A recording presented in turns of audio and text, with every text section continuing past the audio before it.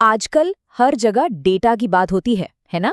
लेकिन यही data human resources यानी एचआर की दुनिया को कैसे हमेशा के लिए बदल रहा है, आज हम इसी सफर को समझने वाले हैं कि कैसे एचआर अब सिर्फ गुजरे हुए कल को नहीं देख रहा, बल्कि आने वाले कल की तैयारी कर रहा है। जरा सोचिए, क्या हो अगर कोई बिजनेस पहले से ही ये पता लगा सके कि कौन सा उम्मीदवार कंपनी के लिए अगला सुपरस्टार बनेगा, कौन सबसे अच्छा परफॉर्म करेगा।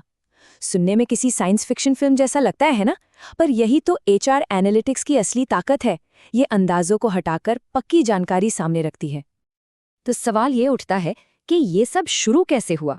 देखिए, एचआर हमेशा से इतना डेटा ड्रिवन नहीं था। इसका सफर बड़ा दिलचस्प रहा है। एक वक्त था जब एचआर का काम ज्यादातर एडमिनिस्ट्रेटिव होता था, और आज देखिए, ये कंपनी की एक स्ट्रेटेजिक फोर्स बन चुका है।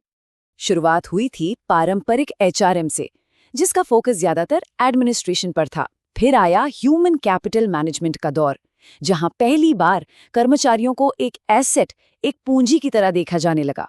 और फिर आया बिग डेटा का जमाना। इसने हमें इतनी ताकत दी कि हम बहुत बड़े डेटा को भी आसानी से प्रोसेस कर सके। और बस यहीं से जन्म हुआ मॉडर्न एचआर एनालिटिक्स का। तो आखिर ये एचआर एनालिटिक्स है क्या भला? देखिए, बहुत आसान शब्दों में कहें तो ये कर्मचारियों से जुड़े डेटा को इस्तेमाल करके बेहतर फैसले लेने का एक तरीका है। मतलब, ये सिर्फ डेटा इकट्ठा करने का खेल नहीं है। असली मकसद तो उस डेटा से ऐसी बातें निकालना है जिस पर कोई एक्शन लिया जा सके, जिससे कुछ सुधार हो। और इसके फायदे बहुत जबरदस्त हैं। ये सिर्फ सुनने में अच्छा लगने वाला कोई भारी भरकम शब्द नहीं है। इससे कंपनियों को एक लॉन्ग टर्म एडवांटेज मिलता है।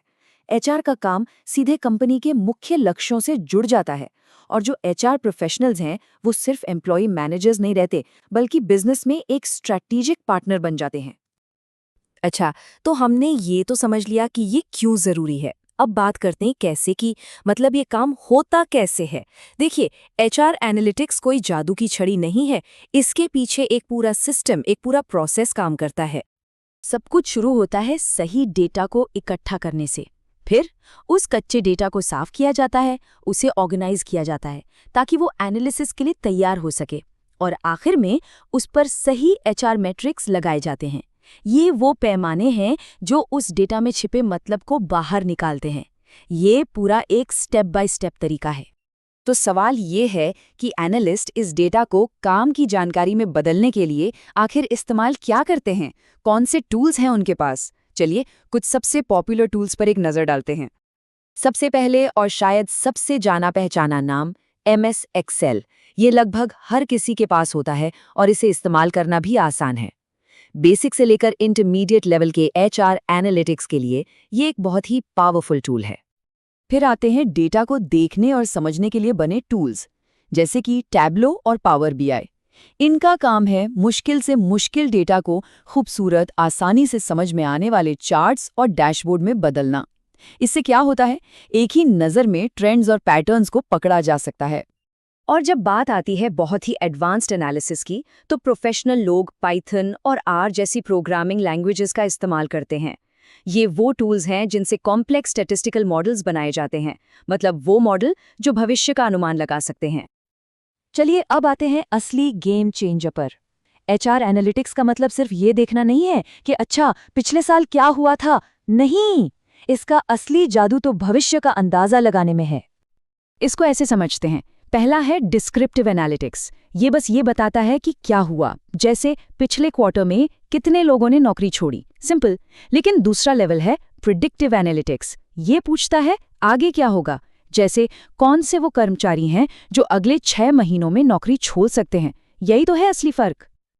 जैसे एक उदाहरण लेते हैं। मान लीजिए ये चार्ट अलग अलग डिपार्टमेंट्स में एम्प्लॉई सेटिस्फैक्शन दिखा रहा है। इससे साफ पता चल जाता है कि किस टीम में लोग खुश हैं और कहाँ पर माहौल ठीक नहीं है, कहाँ सुधार की गुंजाइश है। ये जानकारी काम की तो है, पर ये बस अभी की तस्वीर दिखा रही है, एक स्नैपशॉट है। अब प्रिडिक्टिव मॉडल कैसे काम करते हैं? इसमें तरह तरह का डेटा डाला जाता है, जैसे कर्मचारियों की उम्र क्या है, सर्वे में उन्होंने क्या जवाब दिए, उनकी ट्रेनिंग का डेटा कैसा रहा, और इन सब को मिलाकर ये मॉडल भविष्य का अनुमान लगाता है। इसका सबसे बड़ा फायदा, ये हमें कोई प्रॉब्लम होने से पहले ही उसे रोकने का मौका देता है। लेकिन रुकिए, क्या हम सिर्फ भविष्यवाणी करने तक ही सीमित हैं? क्या इससे भी एक कदम आगे जाया जा सकता है? जी हाँ, बिल्कुल। एनालिटिक्स का अगला लेवल यही करता है। भविष्यवाणी से भी एक कदम आगे है प्रिस्क्रिप्टिव एनालिटिक्स। अब ये क्या करता है? ये सिर्फ ये नहीं बताता कि क्या होने वाला है, बल्कि ये भी बताता है कि तो अब हमें क्या करना चाहिए। मतलब ये बाकायदा डेटा के आधार पर सॉल्यूशंस और सुझाव देता है। तो कुल मिलाकर एचआर एनालिटिक्स ने पूरे खेल को ही पलट कर रख दिया है। अब सवाल ये नहीं पूछा जाता कि हमारी टर्नओवर रेट क्या थी। अब सवाल ये है कि अगला कौन है जो नौकरी छोड़ सकता है और हम उसे रोकने के लिए क्या कर सकते हैं। ये सिर्फ रिपोर्ट बनाने का काम नहीं रहा, ये तो काम के भविष्य को सक्रिय रूप से एक नई शक्ल देने जैसा है।